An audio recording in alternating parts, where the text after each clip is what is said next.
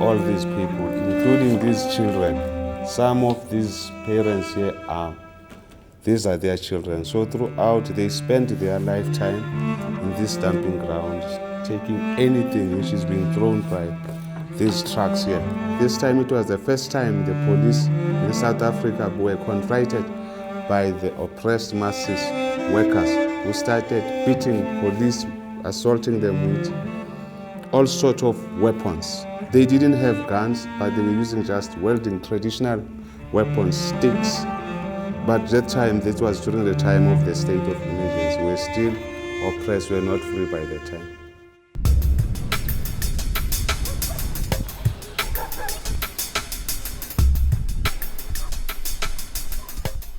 During the anti-apartheid struggle, Soweto became a true focus of resistance.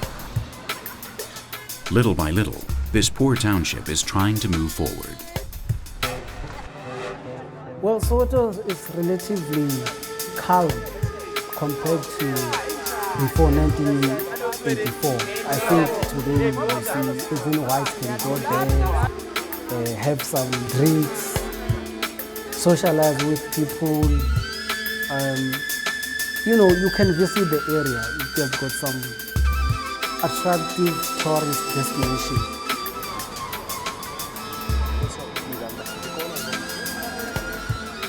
Soweto is a suburb of Johannesburg, a heartless modern city displaying all the contrasts of the new South Africa.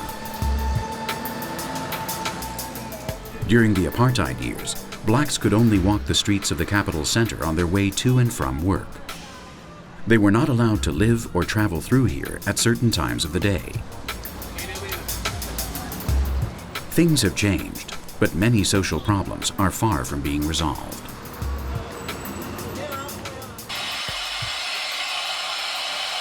All those prominent leaders which are leading this country today, through this newspaper, the Sowetan, the World and the Post.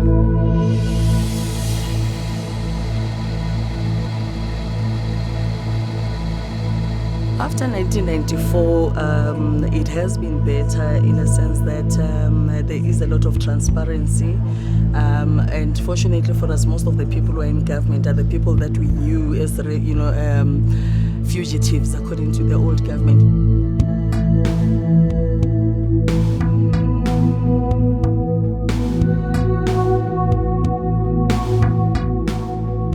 In 1994, delivered a miracle.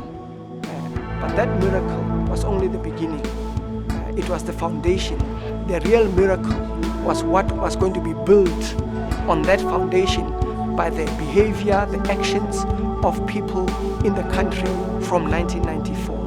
And that is why for journalists, it is that much more important to look at how the democracy is being understood and what are the things that are being done by journalists to make sure that they remain the watchdog of the democracy, the watchdog of the people.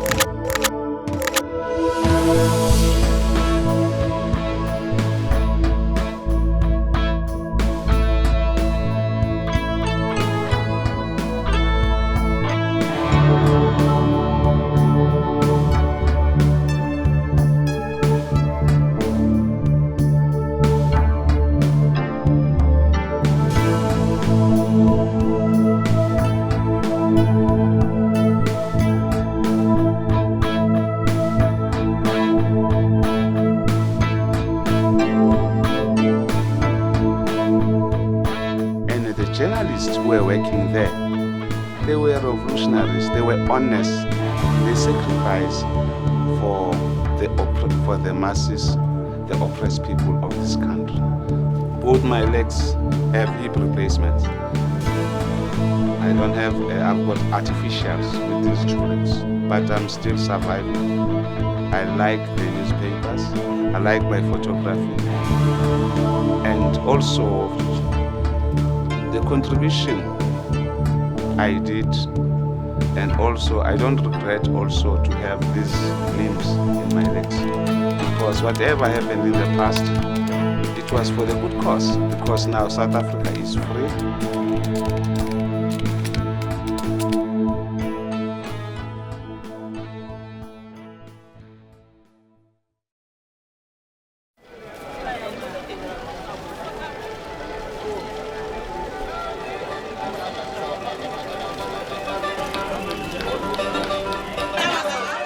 Until not long ago, in Africa, news was transmitted by word of mouth. No tradition was more firmly rooted than the oral tradition. For this reason, in some places, the television is still called the talking picture.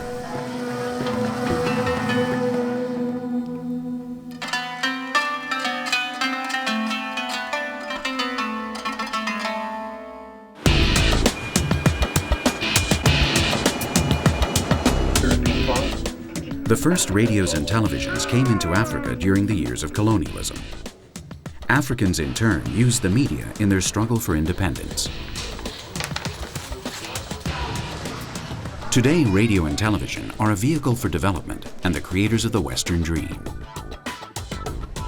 2 out of every 3 young Africans dream of heading off to the affluent Europe they have seen on television.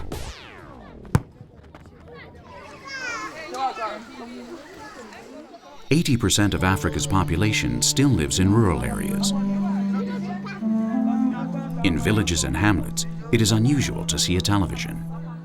But anyone who has a television in one of these places becomes the most popular person for miles around.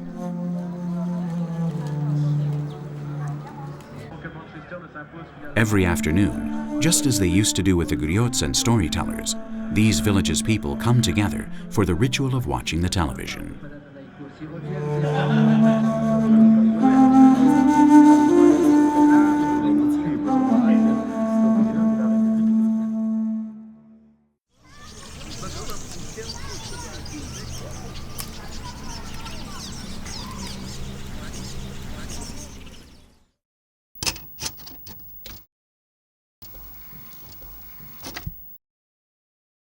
Africa, and itandayo Africa, and itandayo. Nabesiza gutata ixesha elide ukubuyele ekhaya.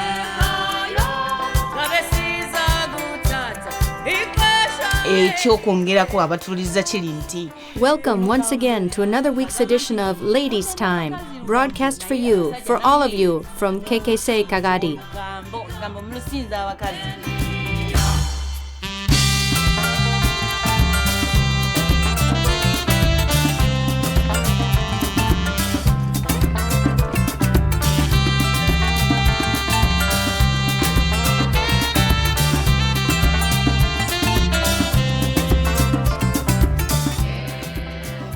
Just like every Wednesday, we'll be giving you all the tips you like so well. Today we'll be talking about how to get a husband as a widow or divorcee. Don't turn off your receiver because we're about to begin here on KKC Kagadi, the radio that invites you to be free every day of the week.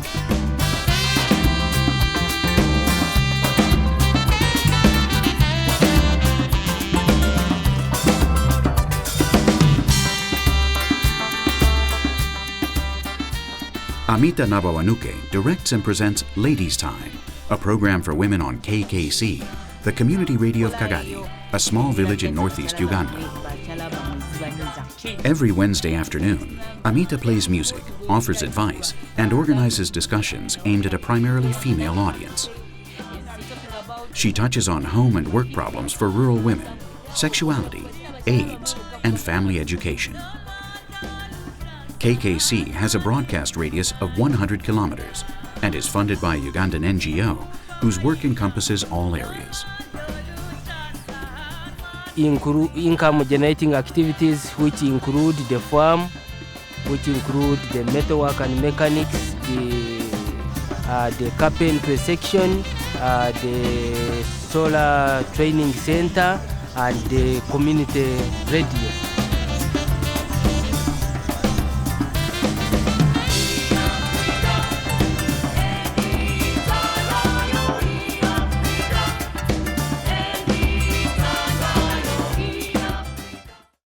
It's not a commercial radio. Like people from the community, they could just come straight forward in the studio if they want to pass the announcements. You come, you pay some little money, you sit on the microphone, you inform your people. Like, I'm informing you, so I'm informing so and so, I've not been able to come home. So don't get worried like that. So that's how we operate. And that's how we are different from other radios.